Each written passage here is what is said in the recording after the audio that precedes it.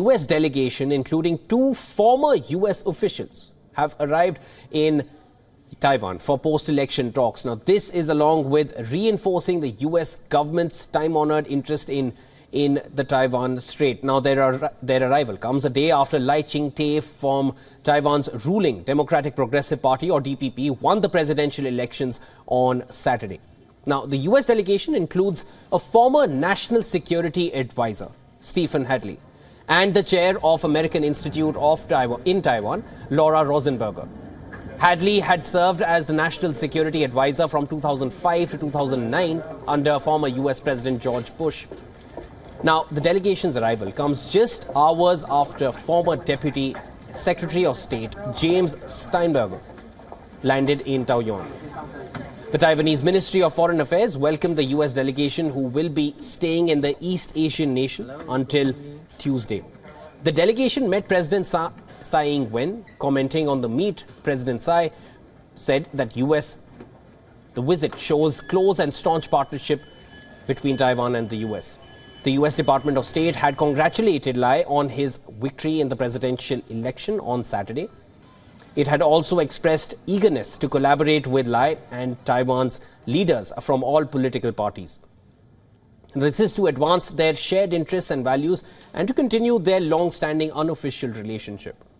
Now, on this, China later accused the U.S. of sending Taiwan, quote-unquote, a gravely wrong signal and pushing for its independence. Beijing described the U.S. message congratulating the new Taiwanese president as a betrayal of Washington's pledge to keep diplomatic relations with Taiwan unofficial. Now, in response to all the comments from China, Taiwan has told Beijing to face reality and give up suppressing the island. This as China remains stern on its stance on cross-strait relations. China has claimed that its reunification with Taiwan remains inevitable. After Taiwan disregarded Beijing's warnings and elected pro-sovereignty candidate Lai Ching-te as president, the self-governing island is threatening to become independent. To this, China's top diplomat issued a warning on Sunday, saying that any move in that direction would be harshly punished. Standing in solidarity with China, the South Pacific nation of Nauru has now said that it was severing its diplomatic ties with Taiwan and would instead recognize China. In response to this, Taiwan's foreign ministry announced that it will, quote-unquote, terminate its diplomatic relations with Nauru.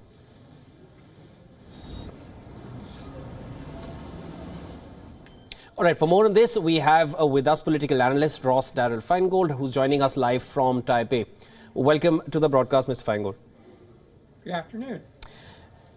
Now, Mr. Feingold, Nauru and Taiwan ties have come to an end. What other consequences should we expect from the recent Taiwan election results and U.S. increasing support for Taiwan, which was supposed to be unofficial, but now it seems to be more and more official, given the kind of delegation which has already made its way to Taiwan? China has a number of options to show its displeasure with the election result and with President Lai once he takes office on May 20th. And that includes encouraging countries to terminate diplomatic relations with Taiwan and to recognize Beijing. And we saw that today with Nauru's announcement. There's the obvious use of the military and military exercises near Taiwan, fly aircraft close to Taiwan, fly, balloons, which is a new thing that China's been doing recently, or use naval exercises around Taiwan, it puts a lot of pressure on the Taiwan military to respond to that. Trade retaliation is something that China also does by banning products from Taiwan from export to China, and also maintaining its position that it will not tolerate Taiwan's participation in international organizations. So China has a number of options, and we'll see if they make use of any of these options specifically because of this delegation visiting. Now, the Biden administration has sent this kind of delegation multiple times before. So there's certainly a precedent. And also keep in mind that although China is very angry, there's an important distinction here, and that's the delegation members are not currently in government. If it was a high-level delegation of current government officials, I think China would be much more angrier. But they know that these are all former government officials, and I think that takes away a bit of the anger that China might have otherwise had. Mr. Feingold, now, as you mentioned, these are not government officials at the moment. They don't hold any specific chair in the the administration at the moment. Now, we all know what happened last time when Nancy Pelosi visited. Of course, she was very much representing the government at that time and held chair as well.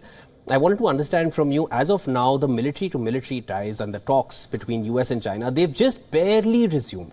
What do you think, or rather, do you feel there's going to be some impact on that immediately after this?